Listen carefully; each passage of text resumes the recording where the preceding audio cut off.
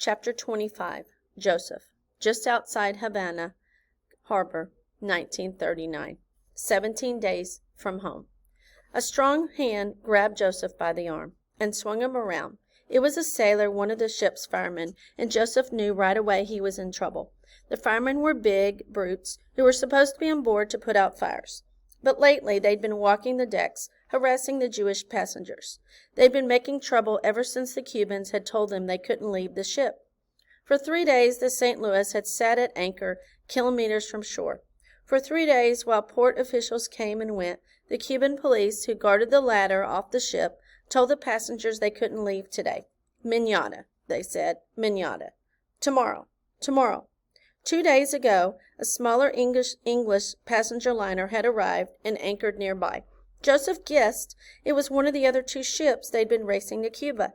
He and the other passengers had watched as launches went to and from the ship, as the yellow quarantine flag went up and then down. And that little small ship had lifted an anchor and cruised into the dock at the pier and let off passengers. Why had they been allowed to dock and not the St. Louis? The St. Louis had gotten there first. Captain Schroeder wasn't around to ask, and the officers and stewards had no answers for the passengers. And then today the same thing had happened with the French ship, the SS Flandre. It arrived anchored nearby, passed quarantine, docked at the Havana pier, and let it off its passengers. Now it was sailing back out to sea. The passengers on the St. Louis had grown more and more restless, cornering sailors on the deck, berating their stewards at dinner. Joseph had felt the tension mounting all over the ship. The pandemonium threatened to boil over every time the crew dealt with the passengers. It was as suffocating and oppressive as the 100-degree heat continued. Apparently, Schonduck and his Nazi friends had felt the tension too, because when the fire patrols had begun, it was continuing. It was nothing official, Joseph was sure, because the captain hadn't made an announcement. It was just certain members of the crew who had taken it upon themselves to police the ship like they were all back in Germany. For the safety of the Jews, Schonduck told them the same way the Gestapo took Jews into protective custody. Another fireman stood behind the one who held Joseph's arm, blocking out the sun, and between them was Otto Schonduck himself. Just the boy we were looking for, Schonduck said. Who are to come with us? What? Why? Joseph asked, looking up at the 2 big men around.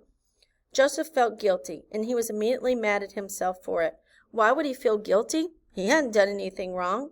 But he remembered feeling this way back home, too, whenever he passed a Nazi on the street.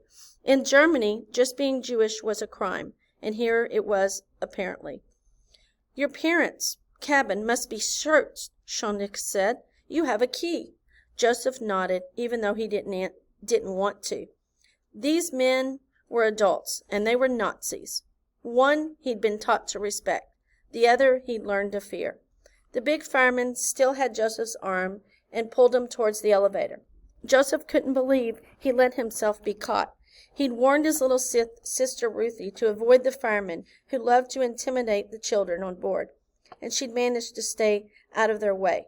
But he'd lost himself watching the other ships sail out of the Havana harbor. His back turned to the promenade, and that's when they caught him. Schonduck and his firemen hustled Joseph down the stairs, and Joseph's stomach sank when they ordered him to open the door to his cabin. Joseph's hand shook as he put the key in the lock. He wished there was some way he could get out of this, some way he could keep these men away from his mother and father. One of them reached down and turned the handle for him, throwing the door open. Papa lay on the bed in his underclothes, trying to stay cool in the stifling heat. Mama sat in the chair nearby were glad to see, was still up in the pool. Ruthie, Joseph were still up at the pool.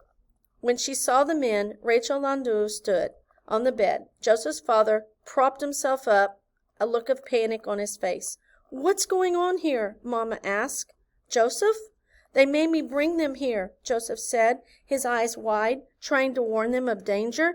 Yes, Schonduck said, spotting Joseph's father. There he is. Schonduck and the 2 firemen stepped inside. Schonduck closed the door and locked it behind them. "For your safety, this cabin must be searched," Shondik said. "On whose authority?" Mama asked. "Does the captain know about this?" "On my authority," he told them. "The captain has other things to worry about." Shondik nodded, and the two firemen ransacked the room. They swept Mama's makeup and perfume off the vanity and smashed the mirror. They knocked the lamps off the bedside table and cracked the window. They opened up the family suitcases, which were carefully packed and ready to. They swept Mama's makeup and perfume off the vanity and smashed the mirror. They knocked the lamps off the bedside table and cracked the wash basin. They opened up the family suitcases, which were carefully packed and ready to go to Cuba, and threw their clothes all over the cabin. They tore the head off Ruthie's stuffed bunny. They snatched the book from Mama's hands and ripped out the pages, tossing them in the air like ashes from a bonfire. Joseph's mother cried out, but not so loudly that anyone else could hear.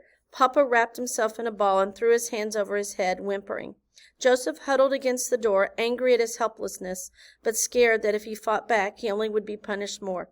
When there was nothing left to smash or scatter, the fireman stood behind Shondik at the door. Shondik spat on the floor. "That's what I think of you and your race," he said, and suddenly Joseph understood this was payday for his father's words to him at the funeral.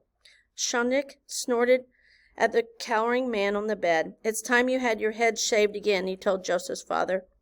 Otto Shondik let himself and the other two firemen out, leaving the door wide open. Joseph's mother slid to the floor crying, and Papa blubbered on the bed. Joseph shook as he buried his face in the hands, trying to hide his own tears.